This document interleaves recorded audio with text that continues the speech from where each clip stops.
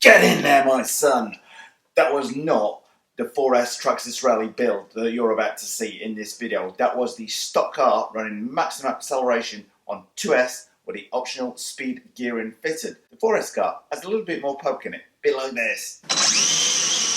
Do we like the looks of where this 4S Traxxas Rally build is going in this video? Keep watching and see exactly what I've done to this car and what I've got planned for it.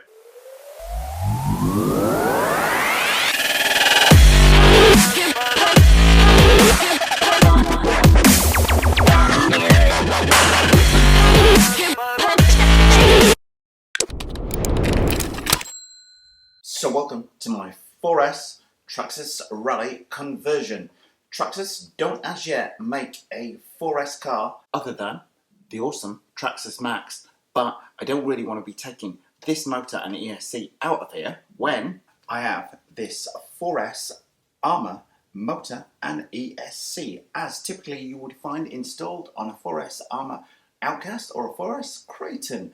This is a brand new motor. It's not been installed in either one of those cars. In actual fact, the only car it has been in so far is this Traxxas Fortec behind me, but it wasn't quite up to the job in there. It didn't get rev enough to give the car enough speed on there. However, Traxxas Rally, it's all about grunt, low down, mid-range acceleration on it as opposed to top end. So this motor, fingers crossed, should ideally fit the bill. So in this video, what are you going to see? Well, first of all, I need to remove the stock power plant and ESC on there and fit this new one in. But when this is installed, this car has got no ABC or TSM fitted to it. So also, it's time to say goodbye to that radio and hello to the Spectrum DX4C, which does have ABC on it. It's also got a 20 model memory on it. Now, it's true, however, boys and girls, only paid a mere 15 bucks when my local toy shop closed down. Brand new DX4C, $15 bargain. So this will be going in that because I will then have ABC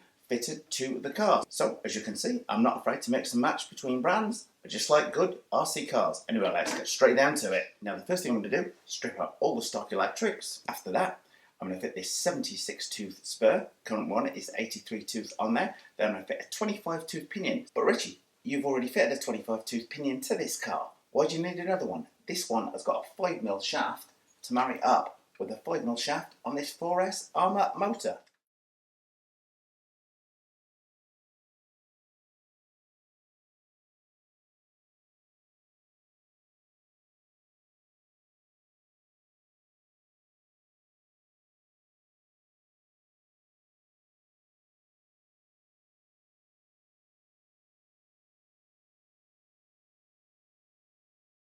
As a result, I would have to say this is an ideal car for a beginner who wishes to purchase something that it can upgrade to brushless for more speed as they progress in RC.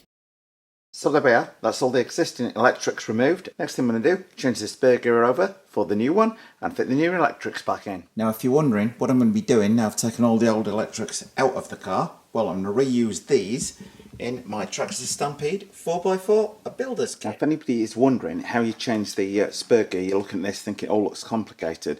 Well, there's actually just the 2 screws here to undo and the 2 screws at the bottom.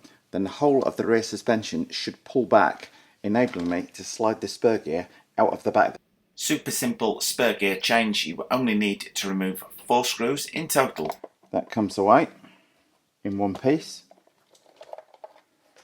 Removing the spur gear out like that. How easy is that to access the spur gear to change it over? All I've got to do, remove these 3 screws, fit them into this one. Just remove and refit 3 screws and the new spur gear is all ready to go back in the car. Okay, that's all ready to go back in. All you've got to do is make sure the bearing lines up on the back. To put it back together, all you've got to do is snap the rear suspension back in the car and redo those 4 screws. Changing the spur gear does not get much easier than that, regardless of car brand. Now things are advancing nicely with my 4S Traxxas Rally build. But my question for you is, not how fast it's going to go, what's going to break it first? Because putting this amount of power through the stock car, something is undoubtedly going to give out.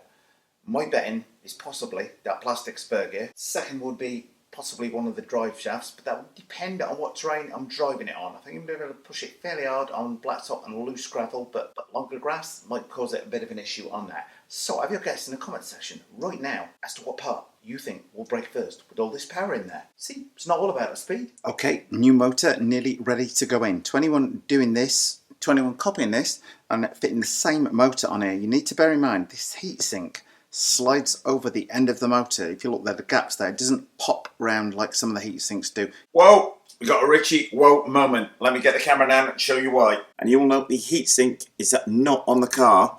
That is because even though it looks as though there is enough room to fit it on the side here, there wasn't. I was just getting the clearance on the drive shaft and thought that was good enough on there, but it was causing the pinion just to sit back slightly and not quite engage, the results of which proved to be quite catastrophic. So I'm going to tell you what the first thing to break is on this car. It's that plastic spur eaten by the metal gear and this monster 4S power. So now you know what the first part to break on the car is. I've given the game away.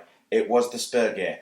It was a plastic 48 pitch one on there. I was slightly sceptical, I have to say, when I sort of tested it on the bench. It had so much power it was just untrue.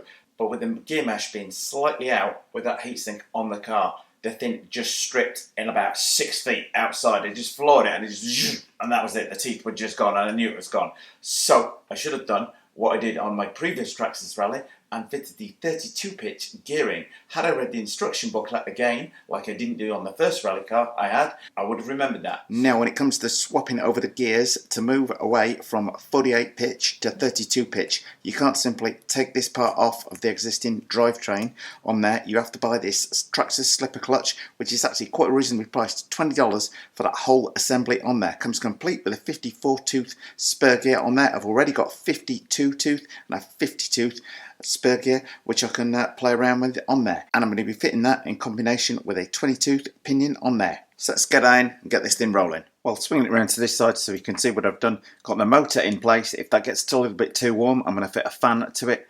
ESC at the minute has just been put down with double-sided tape, but it is rocking around a little bit. I might put a cable tie over the top and I need to drill a hole through the chassis if I'm going to do that. But best of all, I fitted the new radio gear, so the car now has ABC. And to give you a quick demonstration of that, hands off the transmitter there. So when the back end of the car flicks out, the front is counter steering into it, which should mean we should be able to really put the hammer down with this 4S power. So that's everything installed in terms of electrics. All the wires are tidied up, ABC is working, so we're all ready to go. Well, on a scale of 1 to 10, as Richie would say, it's highly chuckable. On blacktop, this thing is going to be like a drift god. But the brakes are fearsomely good, I have to say. I love that. I just flipped that thing. Acceleration is up there with the, let's use another Richie phrase, bonkers.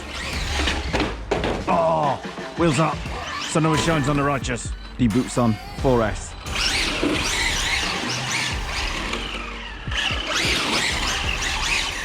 I'm thinking on blacktop, this thing should be smoking. Oh, I can smell the rubber. Oh, I can see some smoke on there.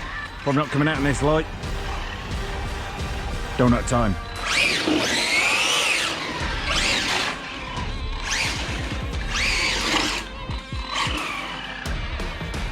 Well.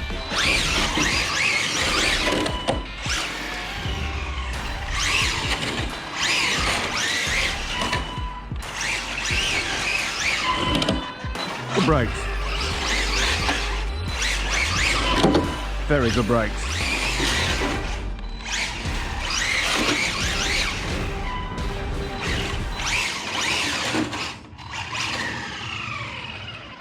Well, in the dying light of day, I think I can safely say this video should have been called 4S Insanity Rolls Out.